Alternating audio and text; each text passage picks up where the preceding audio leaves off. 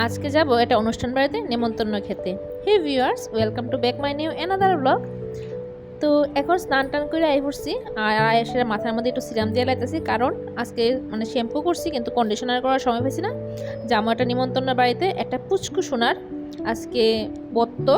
তো পাশের বাড়িতেই, বেশি দূরে না। তো এখানে যাবো, তো স্নান টান করে রেডি হয়ে গেছি গা। আর এখন একটা সুতির শাড়ি পরে লাইতেছি, যেহেতু পাশের বাড়িতেই, তার লেগে একটা সুতির শাড়ি পরলাম। আর জামু হয়েছে আমি আর আমার ছেলে। তো মামুনির দিকে পিছনে আইতাছে, ওই আমার আগাই তো। আর এদিকে দেখো এই যে পুচকুচোনাটা, এটা আজকে বত্ত, মানে আজকে 1 মাস পূর্ণ হয়েছে। তো এটার বত্ত, তার লেগে নিমন্ত্রণ করছে।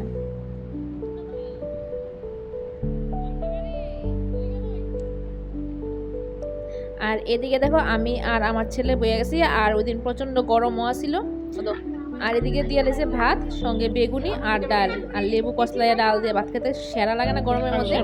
তারপরে দিয়ে লেছিল একটা পাঁচমিশালি সবজি, তারপরে মাছের ঝুল, মানে মাছ পেঁয়াজি, তারপরে করছিল মাংস।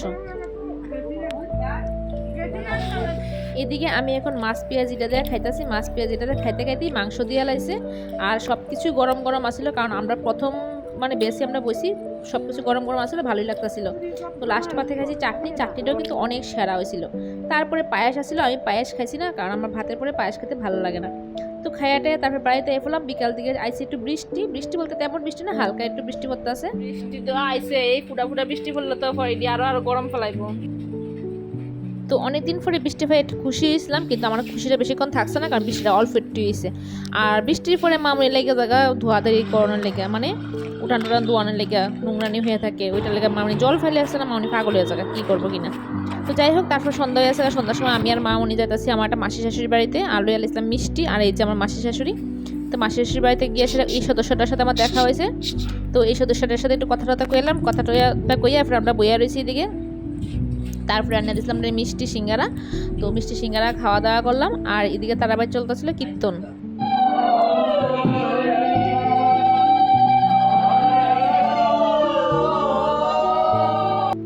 তারপর একটু কীর্তন দেখে বাড়িতে পড়ছি, বাড়িতে এসে এখন আমি বসাবো ভাত। আর এদিকে আমার ছেলে আর আমার হাজব্যান্ড দেখো দুজনে মোবাইল নিয়ে বসেছে।